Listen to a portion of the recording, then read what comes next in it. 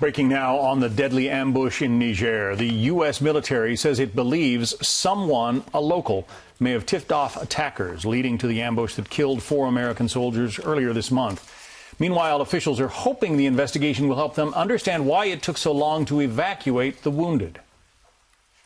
When they requested support, it took the French aircraft. The French were ready to go in 30 minutes, and then it took them 30 minutes, approximately 30 minutes to get on the scene. But it's important to note that when they didn't ask for support for that first hour, my judgment would be that that unit thought they could handle the situation without additional support.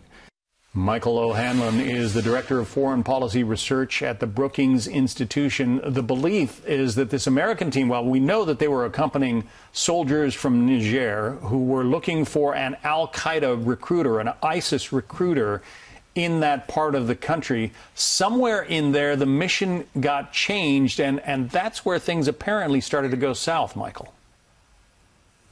Yes, although I'm not surprised, and I think that sort of just a common sense street, judgment would be when you're in a war, and this is a war across many different countries, even if we haven't seen a lot of U.S. action previously in Niger.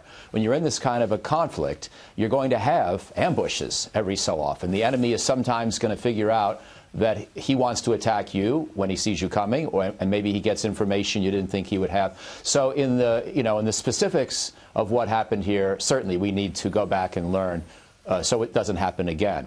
In the grand scheme of things, I have to say I'm very sad, but also a little philosophical, that this is the sort of thing that is occasionally going to happen in a transnational, generation-long struggle against extremism. And we know that with Boko Haram in northern Nigeria and other affiliates in that area, this is not a part of the world that's been spared such threats, and it won't be in the future either.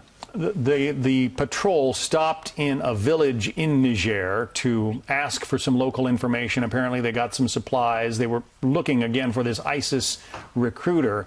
And the feeling is that somebody in that village tipped off local thugs as to the location of this patrol.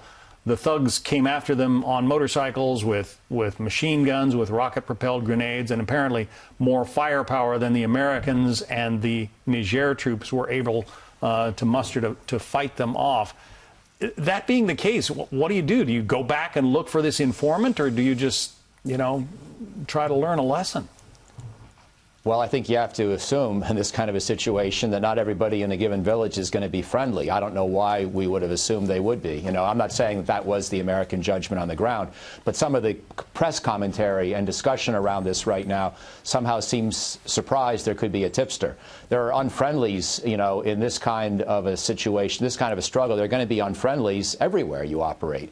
If for no other reason than the enemy may put them there. The enemy may have planted these kind of people, knowing that even if we weren't coming after them, that the Niger troops themselves might be. So that's the kind of thing I would worry about.